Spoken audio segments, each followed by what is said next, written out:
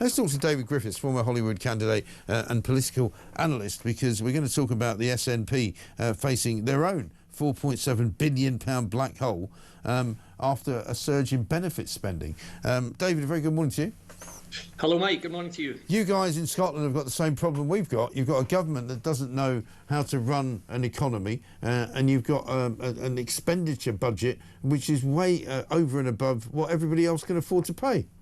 Absolutely right. And nothing new, of course. The Scottish Government, the SNP Government, has a very lengthy track record of squandering money. You know, they waste eye-watering sums every year on unaccountable quangos which dictate government policy. Yeah. There's, of course, the ferries fiasco, doomed court cases pursued against their own legal advice, millions squandered on pretending overseas embassies. So it's no surprise. But yeah, you're right. They are spending way too much money on public services, particularly the welfare bill, which has become ludicrously high, and of course on public sector pay settlements. So really they're spending far more than they have, which is classic SNP tactics, really. Worry about the picking up the tab later. Right. And you've got a Holyrood election coming up in the next year, haven't you, in 2026? A lot of people saying that Labour might take back control of the Holyrood government for the first time since the SNP took over, I guess, probably 15 years ago or more? 18. Yeah. And so, I mean, is there a possibility that the SNP could be consigned into the dustbin of history because, you know, independence is not really anything anybody talks about anymore? Well, that's true. I don't know if you saw the Government Expenditure and Revenue Scotland figures, GERS, which come out every year, and they showed a £26 billion deficit between what Scotland spends and what Scotland brings in. And as Andrew Neil said, these figures and the SNP government's laughable misinterpretation of what they present show that the idea of Scottish independence is now irrelevant fantasy drivel, and he's quite right. So people, you'll hear from the SNP and from nationalists quite regularly that support for independence is at 50%. No, it's not. Last year, 30% of those who voted for pro-independence parties. The idea of toxic nationalism was firmly rejected. So next year, yes, Labour has a chance, and Labour did extremely well. They made a lot of gains last year, and funnily enough, the Conservative Party didn't lose so badly in Scotland. They held 5 of their 6 seats, and the Liberal Democrats gained seats last year. So the SNP is not popular right now. There are huge splits in it. So I'm hopeful. I noticed some of your viewers and listeners, the idea of a Labour administration might not be too attractive right now, but believe me, it would be an awful lot better in Scotland than an SNP administration for sure. I'm also hearing as well, David, from people that I speak to up there, that Reform are probably going to do a lot better than everybody expects. Well, I think Reform will get a lot of votes, Mike. I don't think that will necessarily translate into seats, particularly in the constituencies.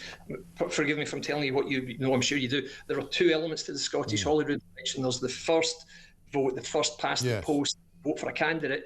Reform will not do well there because they're simply not getting enough votes to get past the SNP and the leading pro-UK party in by-elections, in local by-elections. And if they're not doing that, they're not going to do it on the national stage. In the second part of the vote, the election, which is effectively proportional representation, that's what's called the regional list. That's where Reform will win some seats, and they unquestionably will, if their current vote level holds up. So yeah, it will be a new dimension to it, having some Reform MSPs in Holyrood. But the way things are looking, Reform will be taking any of their seats from the Conservatives and possibly from Labour, not from the SNP. So that's not really going to move us very far forward, unfortunately. OK, interesting. And what's been the reaction to Nicola Sturgeon's book? Because, I mean, we've all been slightly aghast down here looking at some of the fashion shoots that she did for the Times at the weekend, and some of the things that she said in various interviews. And I mean, I've said this many times, I mean, I used to know Nicola quite well when I worked up there. But what have people been saying in Scotland about that? I would say the reaction has been pretty much ridicule. I mean, Nicola Sturgeon is a marginalised figure these days.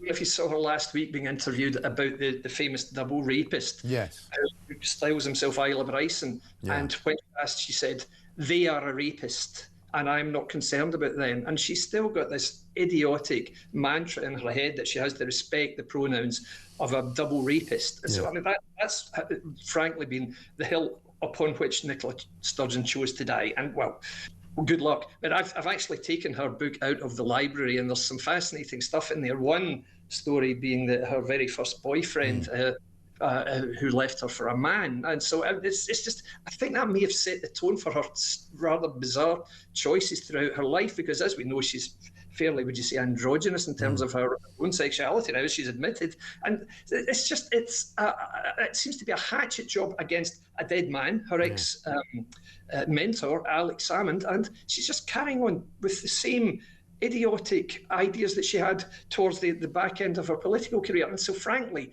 Nicola Sturgeon now just looks like a has-been, a washed out has-been who's been interviewed by people who still have the wrong idea that she was somehow a virtuous figure when she was nothing. So yeah, I think that's a very good take on it. David, thank you very much indeed. David Griffiths there, former Holyrood candidate, political analyst as well, nailing it, I think, saying that she's basically a has-been.